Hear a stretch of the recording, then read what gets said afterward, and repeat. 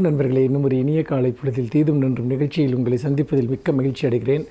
இன்றைக்கு ஒரு சர்வதேச அளவில் ஒரு மிக முக்கியமான ஒரு நாள்.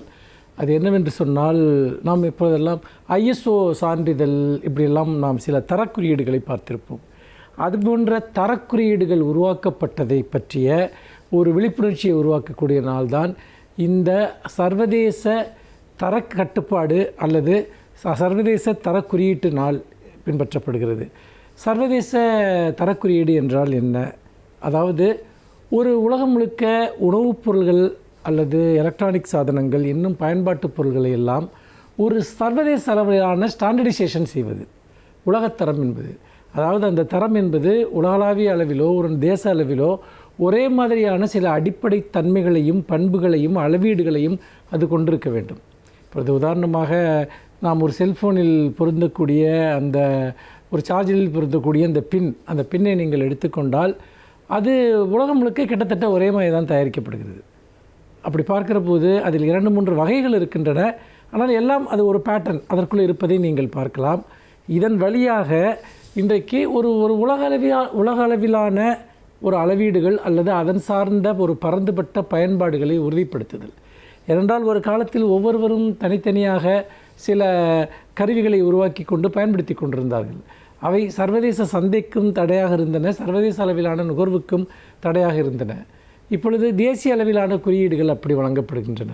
அதாவது ஒரே வகையான ஒரு தர கட்டுப்பாடு அல்லது தர அளவீடுகள் அதில் நிர்ணயிக்கப்படுகின்றன. அவற்றை கண்காணிப்பதற்கும் சோதிப்பதற்கும் அமைப்புகளும் கூட இருக்கின்றன. உணவுப் பொருள்கள், மின்னணு சாதனங்கள், இன்னும் பல வகையான பொருள்களில் நீங்கள் கவனித்தீர்கள் என்றால் அவற்றினுடைய அடிப்படை தன்மைகள் என்பது ஒரே மாதிரி இருக்கும். இப்பொழுது ஒரு மின்சார பயன்பாட்டில் எடுத்துக்கொண்டால் கூட எத்தனை வோல்ட் ஒரு அது திறனுடையது என்பதை பற்றி பார்க்கிற போது அது இந்தியா முழுக்க ஒரே மாதிரி இருப்பதை நீங்கள் பார்க்கலாம்.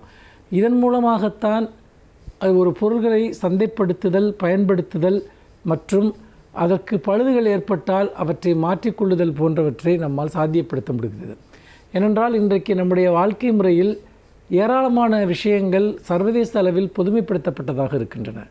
அப்படி பார்க்கிற போது ஒவ்வொரு சமூக சூழலில் சேர்ந்த மனிதர்களுக்கும் பொருந்தக்கூடிய வகையில் சில பொது அளவீடுகளையும் பொது தரக்கட்டுப்பாடுகளையும் விதிமுறைகளையும் உருவாக்க வேண்டிய அவசியம் ஏற்பட்ட போதுதான் 1946 இதற்கான ஒரு கூட்டம் இதே தேதியில் நடந்தது. அதன் அடிப்படையில் தான் இந்த நாள் சர்வதேச தரக்கட்டுப்பாடு மற்றும் அளவீடுகள், சர்வதேச அளவீடுகள். இப்பொழுது உதாரணமாக நீங்கள் எடை எந்திரங்களை எடுத்துக்கொண்டால் உலகம் முழுக்க அவை ஒரே விதமான அளவீடுகளை கொண்டிருக்கின்றன. கிராம், மில்லிகிராம் போன்றவற்றை எல்லாம் நீங்கள் பார்த்தீர்கள். உலக அளவில் அவற்றிற்கு ஒரே ஒரு அளவீடு தான் இருக்கிறது. வானிலை அறிக்கையை நீங்கள் எடுத்துக்கொண்டால் கூட அவற்றிற்கு ஒரு பொதுப்படையான சில அளவீடுகள் முன்வைக்கப்படுகின்றன. இதன் மூலமாக மனிதர்களிடையே பரிவர்த்தனையும் தொடர்பியலும் மேலும் மேலும் எளிதாகிறது. பயன்பாடு சார்ந்த விஷயங்கள் மேலும் எளிதாகின்றன என்பதை நாம் பார்க்கிறோம். அப்படி பார்க்கிற போது இந்த பொதுவான தரக்கட்டுப்பாடு என்பதும் அது சார்ந்த அளவீடுகள் என்பதும் மிக மிக அவசியமானவை, முக்கியமானவை. எல்லா நிறுவனங்களும் இதை பின்பற்ற வேண்டும் என்பது அதனுடைய அடிப்படை விதியாக இருக்கிறது. அப்படி பின்பற்றப்படுகிற போதுதான் அது ஒரு பொதுத்தன்மையை அடையும் அல்லது அது உருவாக்கப்பட்ட இடம் காலத்தை தாண்டிய ஒரு மதிப்பை பெறும் என்பதையும் நாம் இந்த இடத்திலே அழுத்தம் திருத்தமாக பதிவு செய்ய வேண்டியிருக்கிறது. அப்படி இருக்கிற போது இந்த சர்வதேச தரக்கட்டுப்பாடு அல்லது புதுமைப்படுத்தப்பட்ட கட்டுப்பாடுகள் என்பவை உலகில் மனிதர்களிடையே பரிவர்த்தனையையும் பயன்பாட்டையும் மிக எளிதாகவும் லகுவாகவும் மாற்றியிருக்கின்றன என்பதை இந்த நாளில் நாம் நினைவு கூறுவோம். மீண்டும் இன்னும் ஒரு புதிய சிந்தனையோடு உங்களை சந்திக்கிறேன். நன்றி, வணக்கம்.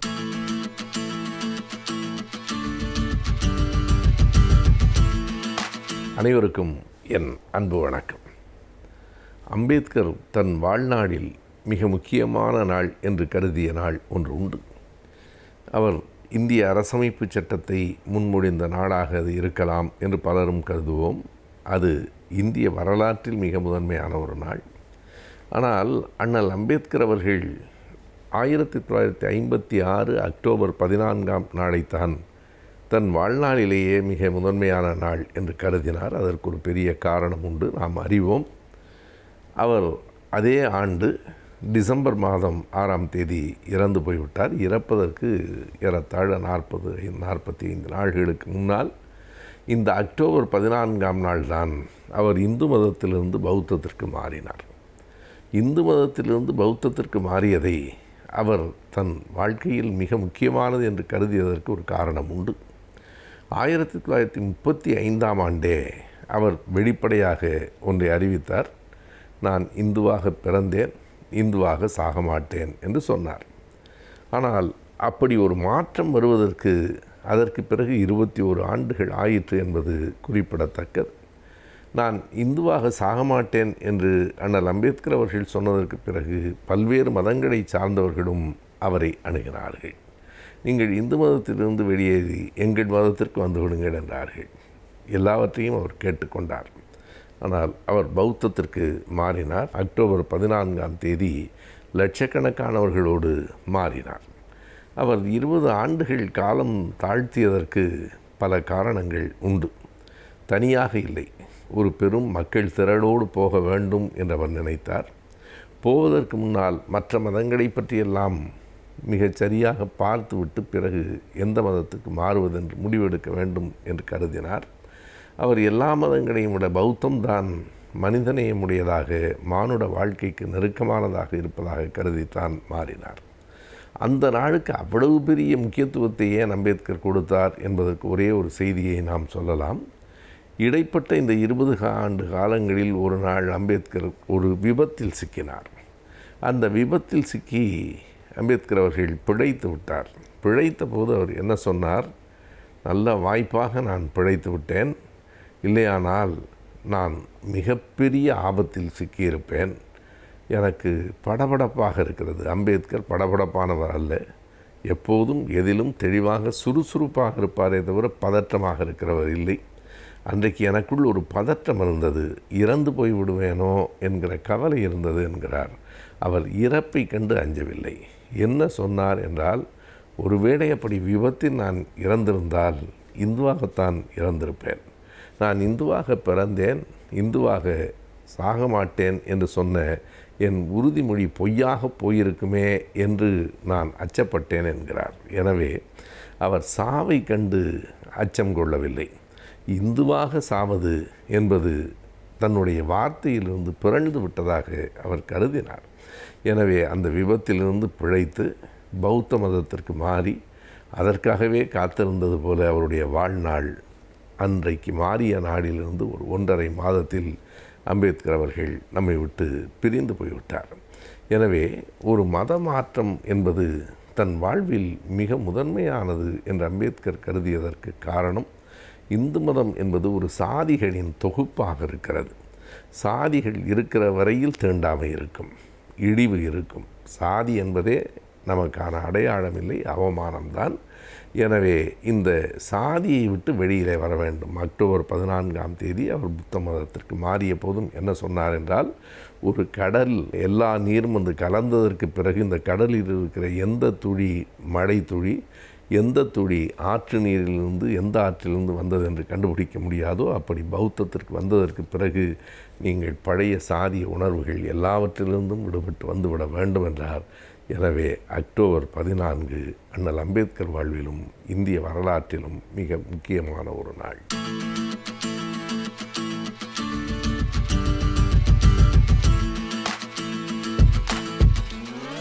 வணக்கம். இந்த வாரம் ஆலோசனை நேரத்தில் கலைஞர் தொலைக்காட்சி நேயர்களை சந்திப்பதில் மிக்க மகிழ்ச்சி. கல்வி மற்றும் வேலைவாய்ப்பு சம்பந்தமான ஆலோசனைகள் உங்களுக்கு பயன் தரும் விதத்தில் கலைஞர் டிவி மூலம் வழங்கிக் கொண்டிருக்கிறோம். அந்த வகையிலே இந்த வாரத்தில் இந்த ஆங்கிலம், அதாவது மொழித்திறன், ஒரு லாங்குவேஜ் ஸ்கில் எவ்வாறு தொழில் செய்பவர்களுக்கும், ஒரு வேலைக்கு போகிறவங்களாக இருந்தாலும் சரி, தொழில் செய்வர்களாக இருந்தாலும் சரி, மொழியில் இருக்க திறன், மொழியை கையாளும் திறன் எவ்வாறு மிகவும் அவசியமாகிறது அப்படிங்கிறத பார்க்கலாம். அதாவது மொழி ஒரு இன்றியமையாத ஒரு பக்கமாக மாறிக்கொண்டிருக்கிறது. கம்யூனிகேஷன் ஸ்கில்ஸ் அப்படின்னு சொல்லுவாங்க. அந்த கம்யூனிகேஷன் ஸ்கில்ஸ் அப்படிங்கிறது மொழியையும் உள்ளடக்கியது. கம்யூனிகேஷன் ஸ்கில்ஸ் அப்படிங்கிறது பேச்சாற்றல் மட்டுமல்ல, நம்ம ஒருத்தர்கிட்ட எப்படி கம்யூனிகேட் பண்ணுறோம், இன்னொருத்தர் மூலம் இன்னொருத்தர்கிட்ட நம்ம எப்படியெல்லாம் வந்து கம்யூனிகேட் பண்ண பரஸ்பரம் எப்படியெல்லாம் உரையாடுகிறோம் அப்படின்னு நம்ம பார்க்குறோம். உரையாடுவது நம்ம நார்மலாக உரையாடுறது வந்து அது மிக அதிகமாக உரையாடுவது நம்ம பேச்சில் அப்படின்னு சொல்லுவோம். ஆனால் உண்மையிலேயே நம்ம மிக அதிகமாக நம்ம வந்து இன்னொருத்தட்ட கம்யூனிகேட் பண்ணுறது நம்மளுடைய பாடி லாங்குவேஜ், நம்மளுடைய கண் அசைவுகள், புருவத்தின் அசைவுகள், கண் பார்க்கின்ற இடம், என்ன டிஸ்டன்ஸில் நின்று பேசுகிறோம், என்ன டிஸ்டன்ஸில் அவங்கள்ட்ட பேசுகிறோம், எப்படி நம்ம ஹேண்ட் ஷேக் பண்ணுறோம், எப்படி ஒருத்தர் கை கொடுக்குறோம், எப்படி ஒருத்தரை பார்த்து வணங்குகிறோம், எப்படி கை கூப்பிட்டு வணக்கம் சொல்கிறோம். இது எல்லாமே சேர்ந்தது தான் கம்யூனிகேஷன் ஸ்கில்ஸ். இதில் மேஜர் பார்ட் வந்து யாராக இருந்தாலும் சரி, எந்த நாட்டில் பிறந்தவர்களாக இருந்தாலும் சரி, பாடி லாங்குவேஜ் அப்படிங்கிறது ஓரளவுக்கு ஒரு ஒரு ஒரு உயிரும் இன்னொரு உயிரும் வந்து கம்யூனிகேட் பண்ணிக்கும். புன்முறுவல் எப்படி வந்து யுனிவர்சல் லாங்குவேஜோ, உலக மொழி எந்த மொழி தெரியலாம் தெரியாமல் போகலாம், ஆனால் ஒருத்தரை பார்த்து நீங்கள் புன்முறுவல் செய்கின்ற பொழுது ஒரு பாசிட்டிவான ஒரு நேர்மறை எண்ணத்தோட ஒருத்தர் கண்ணை பார்த்து நீங்கள் சிரிச்சிங்க அப்படின்னா எந்த மொழியும் தெரிய வேண்டாம், அவரும் உங்களை பார்த்து சிரிப்பார். He will also respond. Right? அதுதான் வந்து கம்யூனிகேஷன்.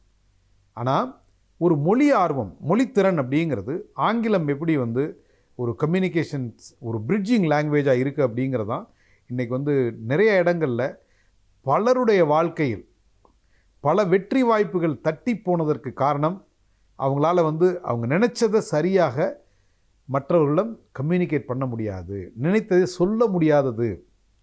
எனக்கு வந்து ஒரு ஒரு ஒரு பொருளை பற்றிய மிக அதீத அறிவு இருக்கிறது, அந்த பொருளில் ஆர்வம் இருக்கிறது, அதை பற்றி நிறையா ரிசர்ச் பண்ணியிருக்கேன், அது என்ன பண்ணும், ஏது பண்ணும், எப்படி பண்ணணும் அப்படிங்கிறதா எனக்கு தெரியும்.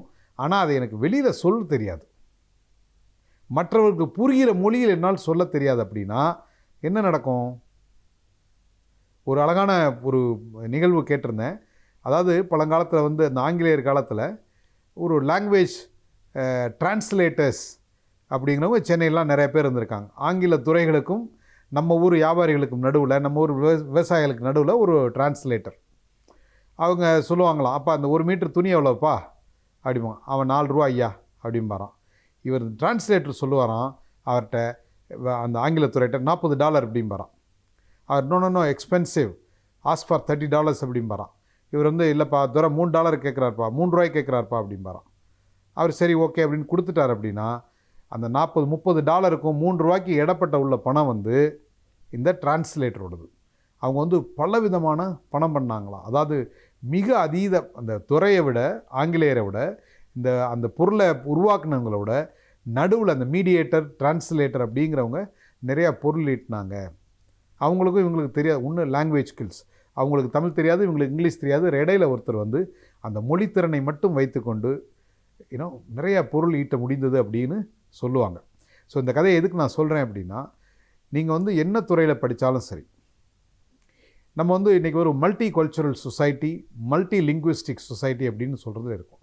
ஒரு மீட்டிங் ரூமுக்குள்ளே நம்ம போனோம் அப்படின்னா, இப்போ சென்னையில் சாதாரண ஒரு மீட்டிங் ரூம் இல்லை ஒரு வாக்கிங்கில் 10 பேர் நடக்கிறோம். அந்த 10 பேர் நடக்கிறவங்கள்ட்ட பேசுனீங்க அப்படின்னா அதில் 3 பேர் மலையாளம், ஒரு 4 பேர் சென்னை எடுத்துகிட்டா ஒரு 5 பேர் தெலுங்கு, மீது 2 பேர் தமிழ் பேசுகிறவங்க, இல்லை 3 வேறு லாங்குவேஜ் பேசுகிறவங்க, ஹிந்தி பேசுகிறவங்க இருக்காங்க. இப்போ எல்லாருக்கும் ஒரே ஒரு லாங்குவேஜ், கனெக்டிங் லாங்குவேஜ் வந்து ஆங்கிலமாக இருக்கிறது. ஸோ அப்படி இருக்கப்போ ஒரு நிறுவனத்துக்கு போனோம் அப்படின்னா வெளிநாடுகளிலிருந்து வேலை செய்வங்க கூட அங்கே இருக்காங்க, எல்லாரும் இருக்காங்க. அப்போது இந்த மொழியை கையாளும் திறனை நம்ம வந்து சின்ன வயசில் இந்த கிண்டல் பண்ணாமல், நீங்கள் பெரிய பீட்டர் அப்படின்னு சொல்லாமல், ஆரம்பத்திலிருந்து அந்த மொழியை கையாளும் திறனை நாம் கற்றுக்கொள்ள வேண்டும். இன்றைக்கி நமக்கு பிடிக்குதோ பிடிக்கலையோ ஆங்கிலம் வந்து உலக மொழியாகி இருக்கிறது. நீங்கள் எந்த வேலைக்கு, எந்த நாட்டுக்கு என்ன வேலைக்கு போனாலும் சரி, வெளிநாடுகளாக இருந்தாலும் சரி, உள்நாடுகளாக இருந்தாலும் சரி, ஆங்கில மொழியோட அறிவு மிக மிக அதிகம், அதாவது தேவை அதிகம். ஸோ அதனால் வந்து நீங்கள் டிகிரி படிக்கிறப்போ, கல்லூரியில் பாடம் படிக்கிறீங்க, பாடம் வந்து ஆங்கிலத்தை தான் படிக்கிறீங்க. இந்த ஆங்கிலத்தை வந்து ஒரு சின்ன சாதாரண சப்ஜெக்ட் அப்படின்னு படிச்சுட்டு பாஸ் மார்க் வாங்கிறதுக்கு படிக்காமல், அதை எப்படி நம்ம கம்யூனிகேட் பண்ணுறது, எப்படி நம்ம நினைக்கிற விஷயங்களை வந்து ஆங்கிலத்தில் மொழிபெயர்த்து பேசுறது அப்படின்னு அந்த கல்லூரி காலம் 3 வருஷத்தில் உங்களோட ஆங்கில திறன்களை மிகவும் அதிகமாக வளர்த்து கொள்ள வேண்டும். அதுக்கு வந்து நிறையா ப்ரெசன்டேஷன் கொடுக்கணும். பப்ளிக் ஸ்பீக்கிங், வெளியில் மேடையில் 10 பேருக்கு முன்னாடி உங்களால் தைரியமாக பேச முடியணும். எந்த விதமான கூச்சமுமின்றி 10 பேரோ 100 பேரோ 1000 பேர் முன்னாடி நின்று உங்களால் தெளிவாக நீங்கள் நினைத்த விஷயத்தை அவர்களுக்கு புரிகிறபடி சொல்ல முடியும் என்றால் நீங்கள் ஒரு சிறந்த பேச்சாளர்.